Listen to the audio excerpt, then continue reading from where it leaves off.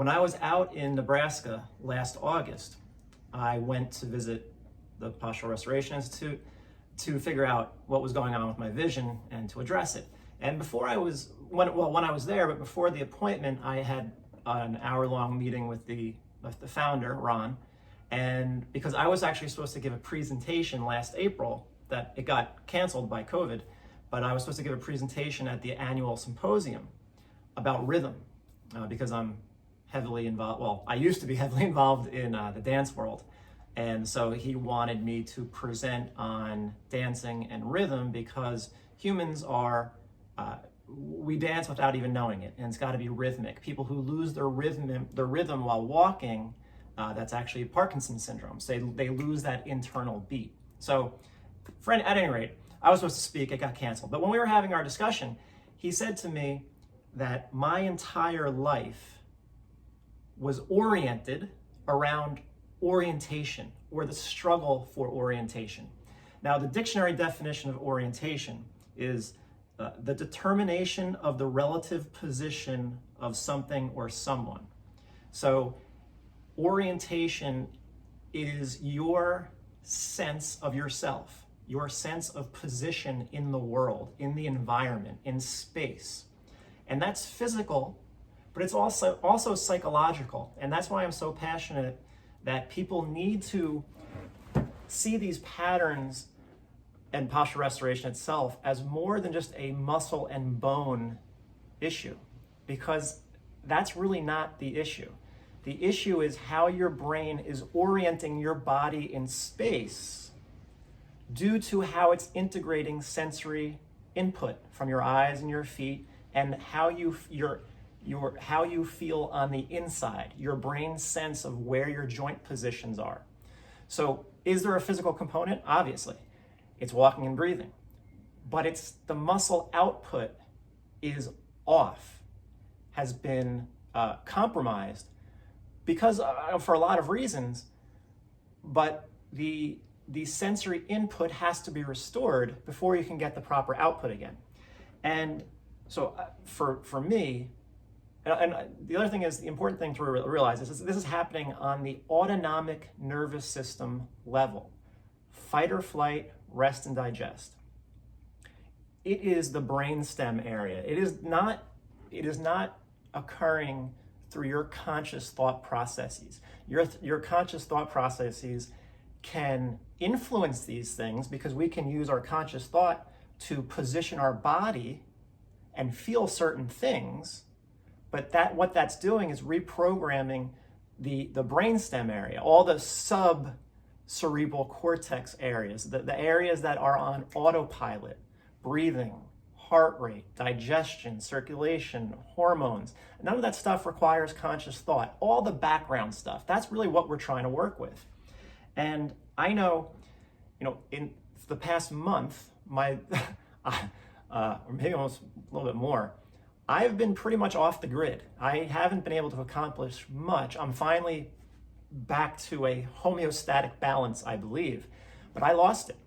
And I lost it in August, and I think there were probably a number of reasons for it, but the initial issue was getting the Invisalign.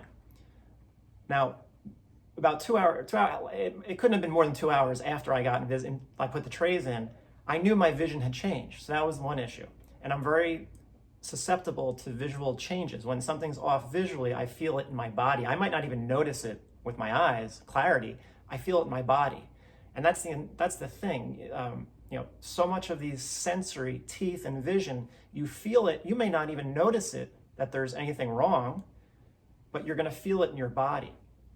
And so this set off a chain of events, and it turns out that I could not handle not that anything's wrong with Invisalign or braces necessarily, but for some people, they may not work very well because that person's brain may not accept the movement, the change, the pressure. So I think that the mandible, the bottom part, is not an issue. Actually, I have it in right now because I'm experimenting again. The top part, I think, and I can't prove it, but this is what I think my brain does not appreciate the restriction that the maxillary, the upper teeth, the tray, obviously there's pressure from the braces or the trays, whatever you want to call it, that may restrict the natural inherent movement of our cranial and facial bones. They should have a little bit of movement. That's the whole point of osteopathic medicine. When they're talking about the cranium, that's the whole point of cranial sacral. There's no doubt that these bones move, and it's called the tide. It's like a pulse, and there's different rhythm, or a rhythm, actually, they call it a rhythm. And it's like a balloon, and it feels like there's an expansion and a contraction. Expansion, and you can feel this if you can really calm your mind and you know what to feel for. You can actually feel that expansion and contraction. That should be there. Now, for 40 years, because I never had glasses, so I could never orient myself in space properly, my brain tightened me up. So that resulted in these cranial twisting, this tension and compression inside my cranium to try to hold on, because I was so unsteady, because my brain couldn't sense things properly. Now, I finally got that to release through PRI, which took many, many years, because it took many years of understanding and many seminars. And finally I got, my face started to become more symmetrical, which means things decompressed. And I don't think, and so also that was the thing, the ringing in my ears, that was the big issue, remember, the ringing in my ears increased as all this was going on, and that freaked me out, and that made me anxious. And I'm gonna get to the anxiety part. So when I put the Invisalign on, I think that restriction of the maxillary palate and the maxillary bones and the sphenoid bone and all the other bones that are, and the temporal bones, which should have some movement to them, if it gets restricted, I don't think my brain took too kindly to that. And I think that was ultimately what occurred. The problem was, it made me feel horrible.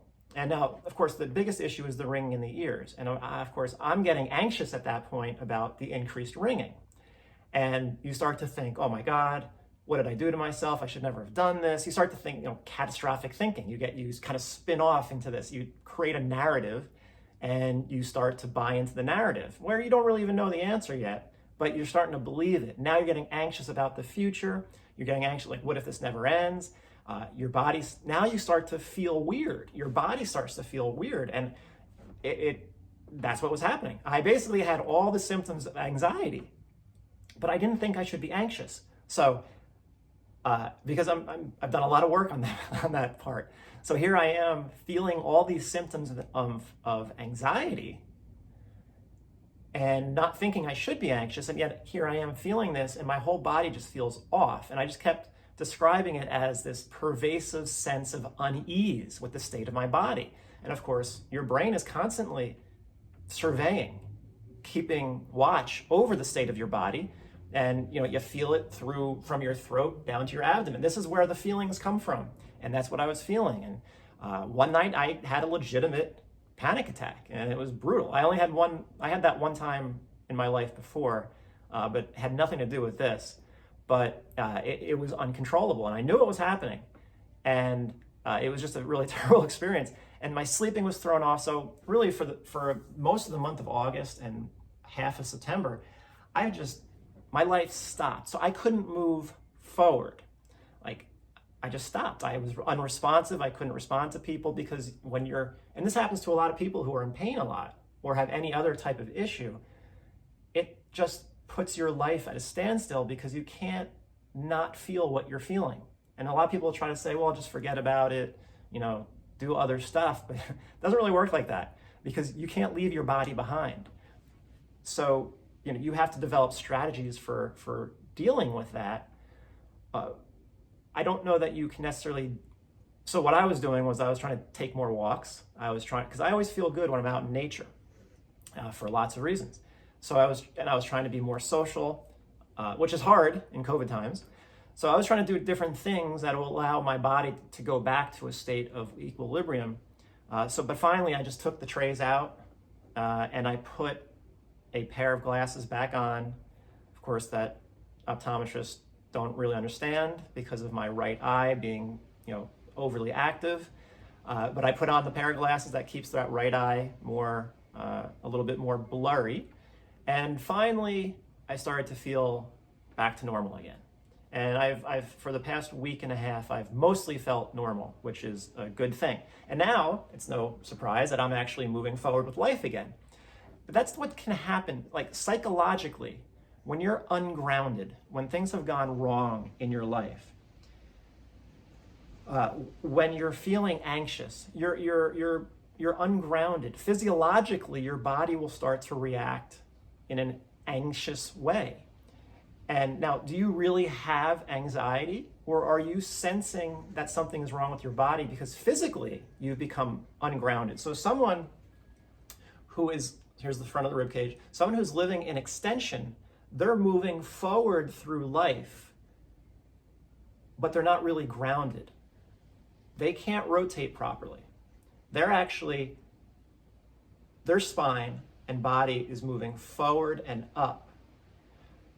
Forward and up is extension. Forward and up is fight or flight. And when you're stuck in fight or flight for too long, you become ungrounded. And at that point, if you start to develop these symptoms of pain or whatever else it's going to be, these things start to interfere with your life, and you can no longer move forward in your life with well-being.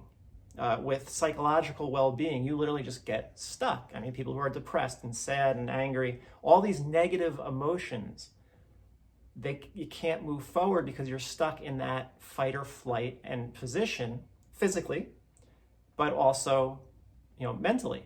And your system is constantly on. It's hypervigilant maybe. So the interesting thing is, in order for us to move forward through life psychologically and physically in an appropriate way and without compensation in a relaxed way, we actually have to move physically down and back to ground you. And that's really what postural restoration is doing. It's grounding you through teaching you to move back, which is flexion of the entire system, and it's grounding you so then you relearn how to move forward physically without compensation, without extension, because remember, extension pulls you forward and up, which ungrounds, and that's fight or flight. So this is a highly psychological, behavioral, mental phenomenon, not just physical. And I actually call it CBT, cognitive behavior therapy for your body. You're learning to move forward without extension, because extension is just like a body that's afraid to fall forward. You're afraid to fall. Walking is controlled falling, don't forget, because one leg is coming up while the other leg stays on the ground. It's planned, controlled falling. Fall and catch, fall and catch, fall and catch. A body that's extended is afraid to fall. So, PRI techniques are always putting you into flexion, but they're giving your brain a sense of stability and safety so it will let go, so your body can let go and actually do the techniques. Otherwise, if it doesn't sense that stability, it will not let go, and you'll stay in that extended position, which is that fight or flight position. Of course, that can then develop into, psychological disturbances, mental disturbances. I was disturbed for the past month. So, ultimately, I wasn't really anxious about the state of the world, although that a good case can be made for that for most of humanity at this point.